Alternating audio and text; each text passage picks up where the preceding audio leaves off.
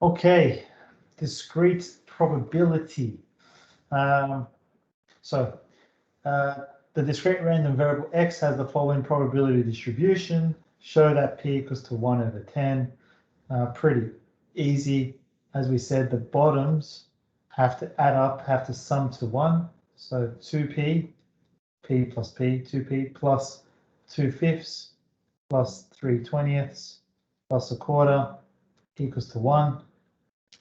Just add up all this on your calculator.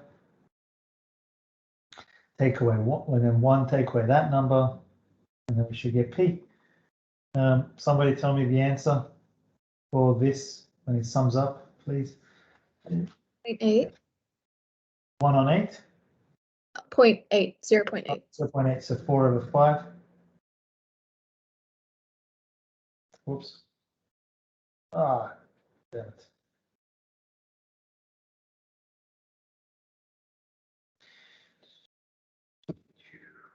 There we go. 2p plus 4 over 5 equals to 1. So 2p equals to 1 over 5, and then p equals to 1 over 10.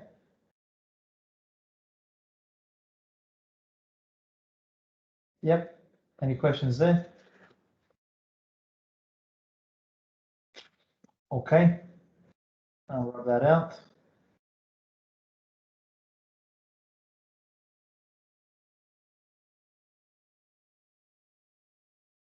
You'll have the video, so I think it's pretty easy to do. I double I the more important one. Let mu be the mean of x. What is the probability of x being smaller than mu? All right, well, first step is we don't know what mu is equal to, so we've got to work that out. To work it out, it is just the sum of 0 times p plus 1 times 2 over 5 plus 2 times 3 over 20 plus 3 times 1/4 plus 8 times p, which gives us 2 1/4. 2 1/4, so 9 over 4, 2 1/4, 2.25. Cool. All right. And then we're trying to find the probability such that x is going to be smaller than your mean. Now, for it to be smaller than 2.25, that means x can equal to what three numbers? 0, 1, 2. And that's it. So it's just the probability of 0 plus probability of 1 plus probability of 2. Probability of 0 is 1/10.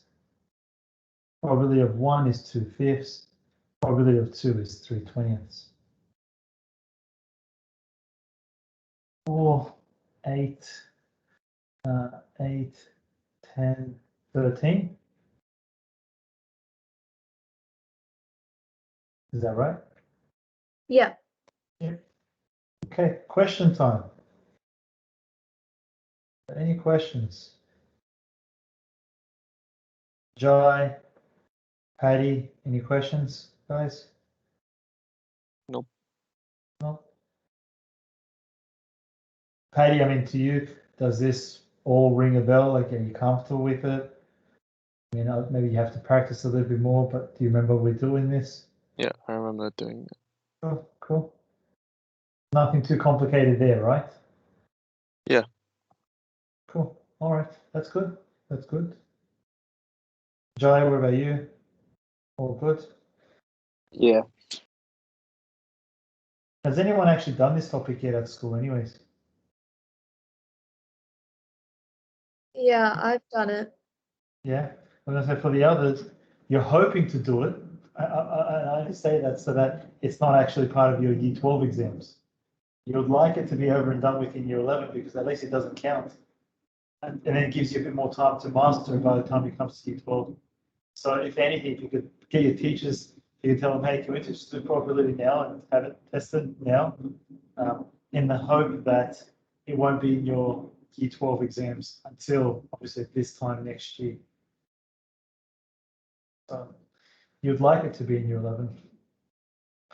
Same as perms and comms for extension 1. Like it to be in year 11. Okay, let's look at this question. The dashes, by the way, don't mean differentiate. They also mean not. So that also means not A, not B. All right. The only thing I didn't write was conditional. So probability of A conditional to B. That the formula for that is just the probability of A and B on probability of the denominator. So think of it like that, or the bottom one. There we go. Okay. And just before we start, it's always helpful. What's all the formulas you know for this part of the topic? So what are they all? And let's write them down here in a little box.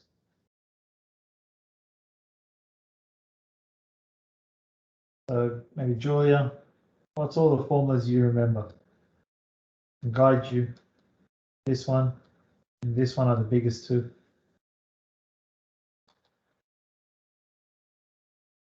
Maybe you've got it written down. If not, maybe from memory. Any ideas, Julia? I have it written down. Sure, that's okay. What's probability of A or B? I guess, look, also, just so if it helps you, the way I quickly think of something like this, A or B, I picture this in my head, right? And I'm like, in what situation can I get A or B, right? And I straight away go, oh yeah, well, that would be all of A and all of B, but then I want to subtract the little part in the middle. And now I would only have A, or I would have the B. Does that make sense? Yeah. Yeah, that's personally what I do. I mean, I also don't really memorize it, but yeah. So I mean, now you know it. But say it anyways. So probability of A or B equals.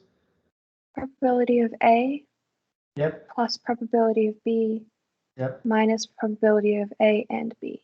Yeah. To get rid of that mid part in the middle, otherwise it wouldn't be an or question. Good. And then probability of A and B equals to 0 only if it's mutually exclusive. Otherwise, it equals to A times B if it's independent. Which this question doesn't mention anything like that, so we're ignoring this part. What does it mean by mutually exclusive? They don't overlap. They're not even related. Mm. Right? So A has no overlap to B. Mm. So, Sam, does that mean non-mutually exclusive is independent? Does that mean non-mutually exclusive is independent? Not necessarily. No. No. So two different concepts, I guess. Non-mutually exclusive. So mutually exclusive, like I said, was separated. Non-mutually exclusive means they are not exclusive, which means they are definitely connected somehow.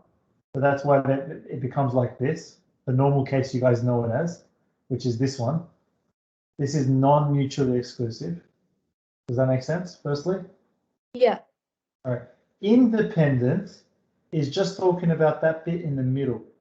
If it's independent, what happens is that the event of one thing occurring does not depend on the other event occurring. So if they're independent, it doesn't. Let me. Getting a bit tricky there, but what can I do for you?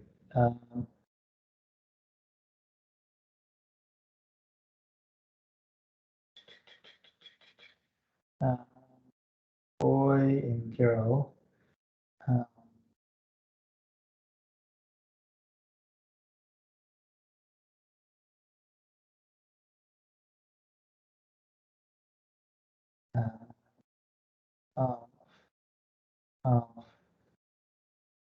Because they're independent events. Yeah, I guess that's the, hopefully this is going to make sense. If I said I would like to find the probability, I've got 2 kids, and I would like to find the probability of having a boy and a girl in that order, can you understand that the second event, this one here, is independent on the first event? Yeah.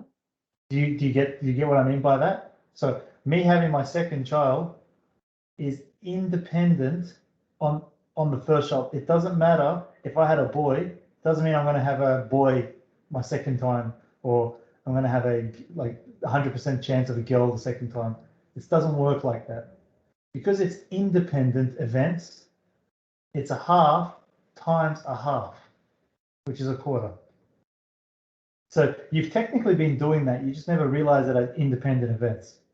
Yeah. Okay. So it's like flipping a coin. Yeah, it's exactly like flipping a coin. The first heads is independent compared to the second heads again that you get, or compared to the third head you get. They're all independent events. Yeah. Okay. Yeah? Yeah. Good.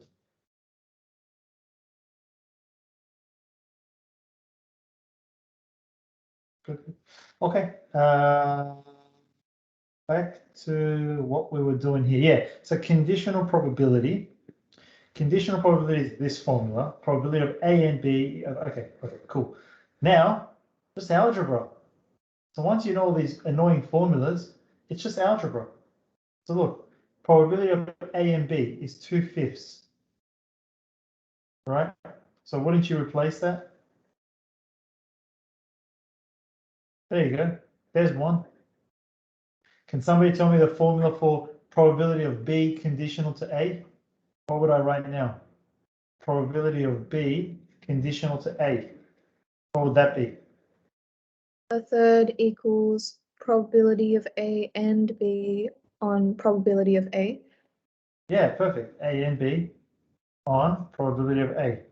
In case some of you are wondering why, well, why didn't you actually, why didn't you say B and A? To follow the same, I guess, order. That doesn't matter anyways. It doesn't matter if I say to you B and A compared to A and B. No. No, it doesn't really matter. If I have a boy and girl, doesn't matter if it's a boy and girl or it's a girl and boy. You have a boy and a girl. It doesn't really matter. So the and makes the order won't matter, but this one is important. It has to be probability of A on the bottom. And you said it right. You said that means 1/3 equals this. So far, so good. Let obviously probability of A and B equal to P. So again, what would you write this as? What would you write this as?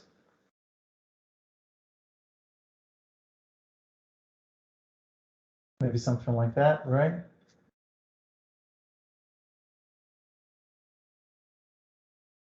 Verena, what do you reckon? You keeping up? Everything's fine? I don't know. Yeah, fair enough. Have I confused? I mean, obviously, first step is we have to assume we have memorized the formulas, or we're going to start to memorize the formulas. We've written this down, and assuming you know that, what about what I've done with the question now? So all I've done is substituted that for 2/5, and this is P. I've substituted that in. Does it feel like it's okay so far? Otherwise? A bit. Okay. Because honestly, all it's going to become now is just going to be, like I said, algebra. You know, simultaneous equations maybe, or whatever, but it's going to be more algebra than anything else. But let's see. Show that PA, probability of A equals 3P. Verona, what do you reckon? You think you can show that bit? Look for where we have PA. Show that PA equals 3P. Can you show that? Oh, do you cross multiply it? Yeah, right. Like I said, equations, algebra, think like that. It makes your life easy. There you go. You're done. You just said it. PA equals 3P. Done. That's 1 mark. The rest of us, what do we reckon? Any questions there? How did we get P only as the numerator? Oh, you gave it to us. Yeah, sorry. Yeah, Oh, yeah, okay. yeah, of course. Oh, otherwise, no, not allowed. I can't just go make it a P. It just said it equals to P, and so I substituted both of them in, and yeah, just works out. And the next one says, find the probability of not A and not B. That was that last formula that we did. A not, so like that, not A and not B. Anyone that's written it down, I guess, tell us, what do you have?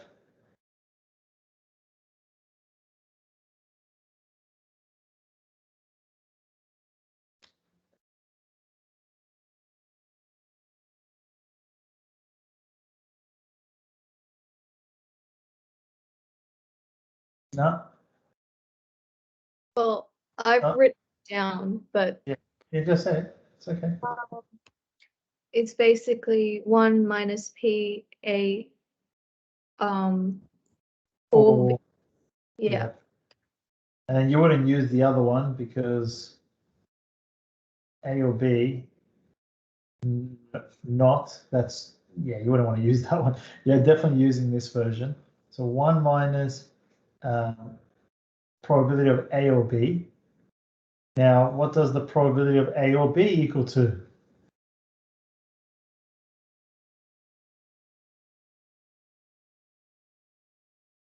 What does the probability of A or B equal to? PA plus PB. Yeah. Minus. PA plus B and Yeah. B. Yeah. The reason why you can't ignore that last bit, it doesn't tell you if it's mutually exclusive or not. So you have to include it. Okay, that's that. What does PA equal to? What does PA equal to? 3P. We just worked it out exactly, 3P. What does PB equal to? We don't know, but because we started the working out already, we can probably get it out from here. So we'll do the same thing, we'll cross multiply. That becomes 5P and 2PB equals 5P, which means PB is equal to 5P on 2. See, algebra minus, what's the probability of A and B? What did the question tell us? The probability of A and B equals P. Can we please simplify that? And then obviously ask any questions that you've got now.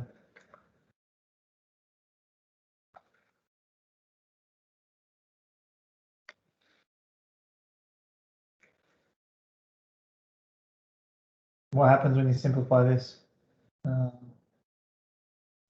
9P on 2.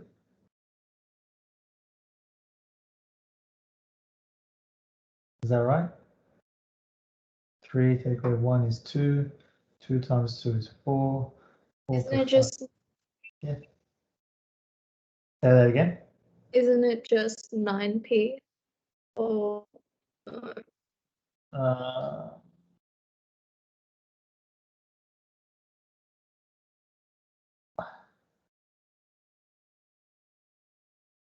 wait, no, never mind. I did a rookie mistake. Right, I think you times everything by 2, so you got rid of it.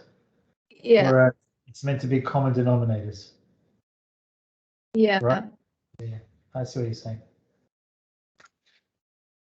So I would have just done it in my calculator. I would have just done 3 plus 5 on 2 minus 1. And then it would have just said 9 over 2, and I'm done. less room for mistakes, you know, always better. Obviously that's not the answer. The answer that you wanted is 1 minus that. There you go.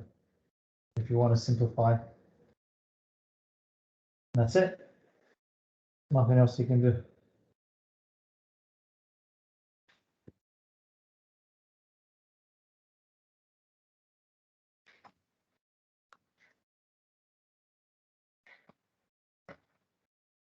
All right. Questions?